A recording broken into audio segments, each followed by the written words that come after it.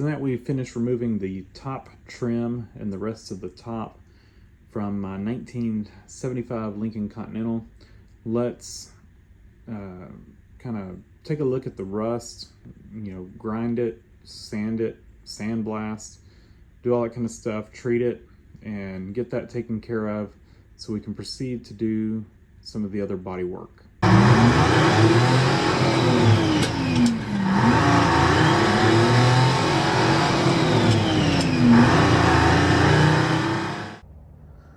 Well, I haven't been really filming what I've been doing, mainly because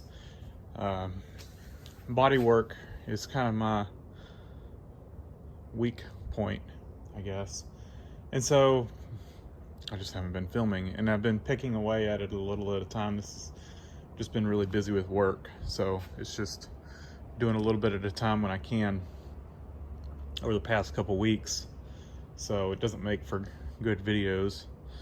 And sanding is not a great video anyway, but I have done a little bit, and I just kind of wanted to fill y'all in where I am. I feel like this is a decent point to kind of jump y'all in here. What I did is I took a flap disc, sanding flap disc on my grinder, and I ground out all the filler on both sides. So did all that, and then picked away. There was some filler in here, picked away at that, and I still have to pick away at this, but just kind of, and then scraped it out of here, just really made sure I get rid of all the filler. And then I followed the rust, and really, we need filler here, and the whole roof is going to get sanded down, and it's mostly there. I've got most of it, and I need to hit a little more, but it's almost down to bare metal. We still have some glue stuff. This stuff just, it doesn't release. It's tough, but at least it's not fuzzy anymore. We still have a little bit of, you can see some fuzz like right in there, but the whole top used to be that. So it's better than it was. We've got quite a bit of rust. This is probably the worst of it right there. And I think we have a hole in there. I kind of picked away at it just to see what it was going to be like. So this is kind of the before, and I'll show you the after. But you can kind of see in here, this is the worst of it on this D pillar, or C pillar, sorry. Used to having one more post in a vehicle. And this isn't too bad. This will clean up. This is going to be bad. We're going to have some holes here. So let me show you after. Now we've done no filler, and the reason that's like that is I hit this again with Sandblaster after I'd painted it, just because I upgraded my Sandblaster. I'll show you that in a minute. So I sanded down like I did the other side. The other side still got a little more sanding in here. Got to get that off, but sanded this down to bare metal, all that. Like I said, we still have a little more sanding on the top, but what we're finding, and why I haven't gone too much more, is we can see our spots where we need filler. So I'm probably going to go through and take some Sharpie and start hitting some of these spots and marking where we know we need to try to pull some dents out and put some filler. There's a lot of spots. Anyway, sanded down to bare metal, and then the rusty areas, I wire wheeled to hit any big flakes and try to get down in there. Then I sandblasted it, and then I wire wheeled and sanded again, and then I put petroleum jelly on it. And then after the petroleum jelly, you got to wipe it down with the water. Then I hit it with the wire wheel again, wire wheel on a drill, and then put this red oxide primer on it. And you know, this is that heavy Rust-Oleum heavy rust primer. I mainly just put that on there for now because, like I said, I'm pecking away at this thing and I didn't want it to flash rust. So you know, the roof itself has done well with sanding and not flash rusting, but what I've found is once I put that navel jelly on there, and of course you got to wipe it off the water, it flash rusts really quick after that. And so hence the primer. Like I said, this side I wasn't real happy with my sandblaster, how it got in there, and so I went back and did it again, and then just again with some rusty metal primer. Sandblasters. So I actually bought this little guy. What was I thinking? Thinking I could use that to kind of try to get in here and work on that. And yeah, that guy's he's not up to this job.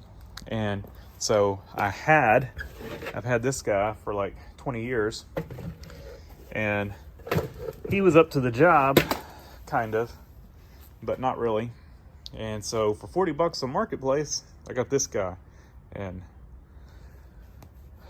that works good.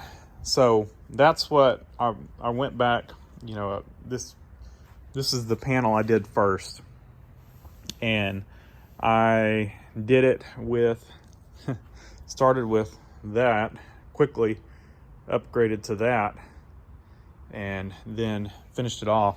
And then I decided that for these two panels that gravity feed gun was not gonna cut it. And so got on Marketplace and found that other one for 40 bucks, and it works great. So I did it on the A and B panel, A and B pillars, and then I came back and got down in here on this C pillar again, just because I wasn't thrilled with how the other gun got in here. So I feel good about it now. So next steps, we're gonna do the same thing over on the driver's side, you know, of, you know, sanding, wire. We're almost done with the sanding, but after the sanding's done, what I'm doing, I just hit it with the wire wheel and the drill just to try to knock some of the big stuff off before I hit it with the sandblaster. That's probably not necessary, but it at least was with the other sandblasters. But that other one over there really gets in there good. And I'm sanding it outside. That was part of my reason for getting this thing running well, is all the sandblasting happens out there, not in here. And so yeah, so some more sanding, get all this down to bare metal, and then we'll tape it all up. We will sandblast it, treat it, chemically treat it, wire wheel it, paint it, and move on and do the same. So I think I've got it to the point of sandblasting. I got the rest of this cut pretty much down. So I'm gonna back it out. We're gonna blow the car off, and I'm gonna start masking off stuff. Our B pillar is pretty sad. We've got holes, and that's just with the wire wheel on the drill. But you know, any spot where you've got like a crater with a piece of rust sitting on it, I hit that with a screwdriver.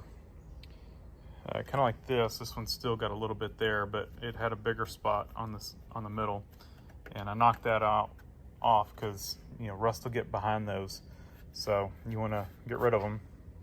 This one may or may not, you know, it may just be able to blast around it. It may not have anything under it, but yeah, you want to get it all. And unfortunately, this B pillar is pretty rough. I'm most likely not going to replace metal, so we're going to try to salvage it with some fiberglass filler. I know that's not the best way to do it, but that's most likely what we're going to do. So yeah, A-pillars, pretty good. So like I said, I got that little screwdriver. It is it's a broken screwdriver, but that works really good for getting in spots, you know. Anyway, and then for scraping like the vinyl out and scraping filler, all that, old kitchen knife. You can see this one's been in the shop a long time, and once it gets pretty beat up, hit it with the grinder to get a straight edge again, then sharpen it on stone, and it's good to go again. But yeah, this thing really gets in there good. You can just kind of get it in here and dig out filler, that vinyl that was along here, just get it in here and just all the way down. It's pretty tough blade on it, but it is flexible. Kind of get it in here and dig, and you know, just kind of a multi-purpose tool.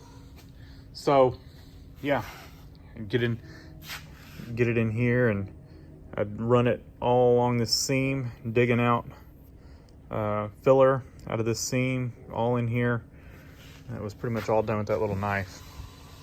It's a little paring knife, probably from a garage sale. But yeah, we got the best of the best tools here. And you can see how much sanding I've done. Well, my pad is taking a hit. And that thing was new when we started this project.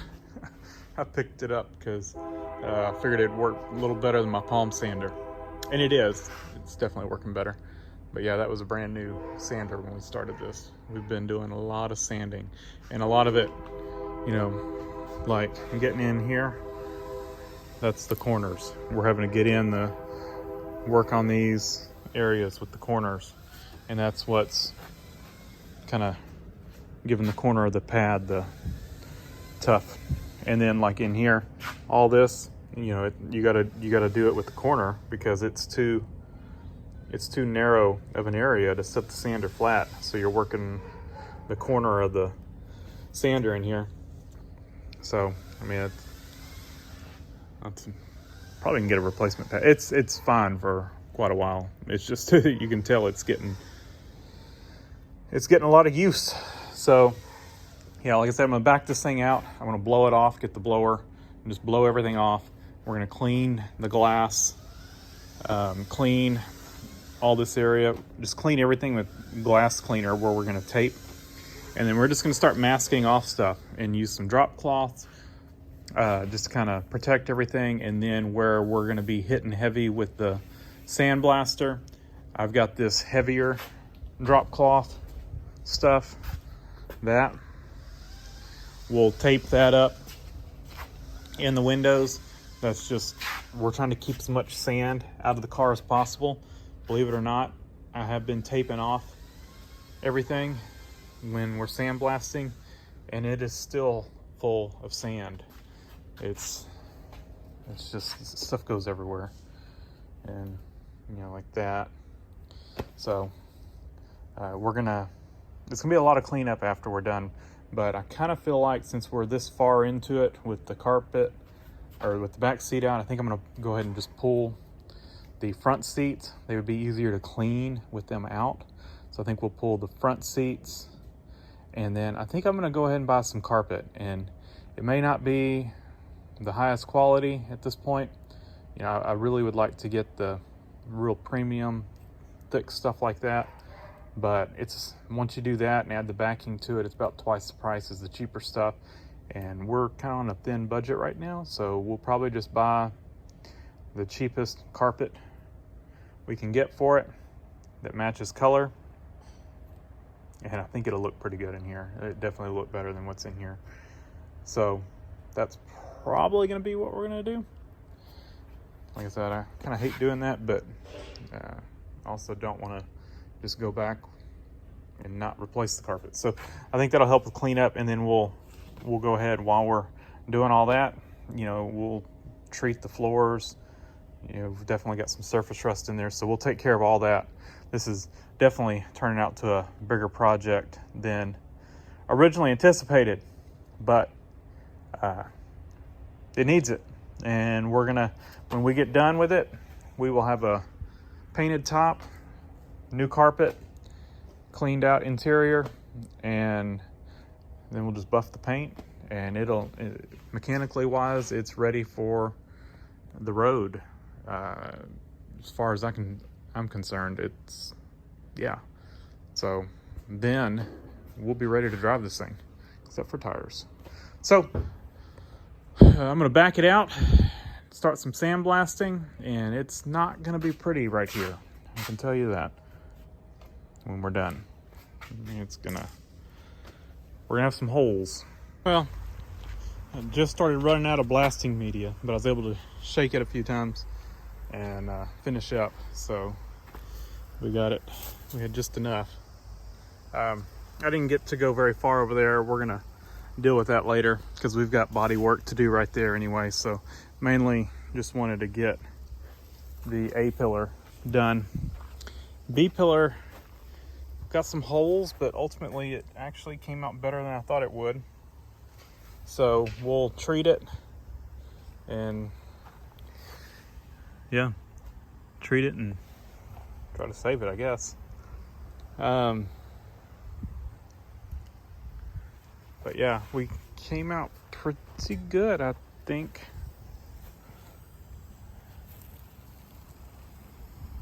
So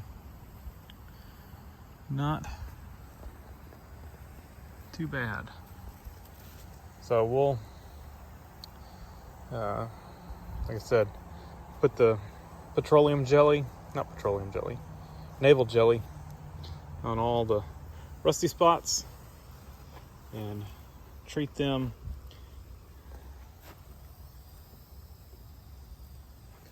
And then we'll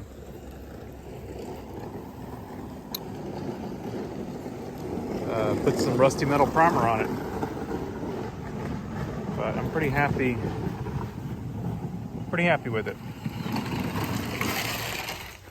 I just got to get it back in the shop where it's a little cooler. We're out in the sun now.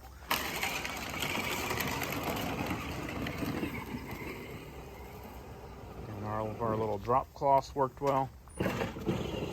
Our taping, wind caught that one, but it didn't really matter. We're not working over there now. And we're gonna end up having to pressure wash all this because we're getting some sand.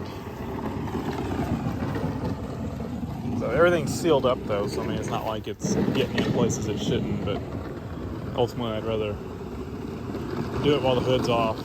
We'll just blow this out when we're done.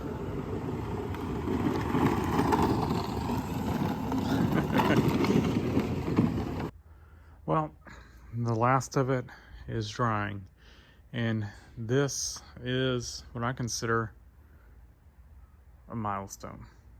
No, it's not a milestone.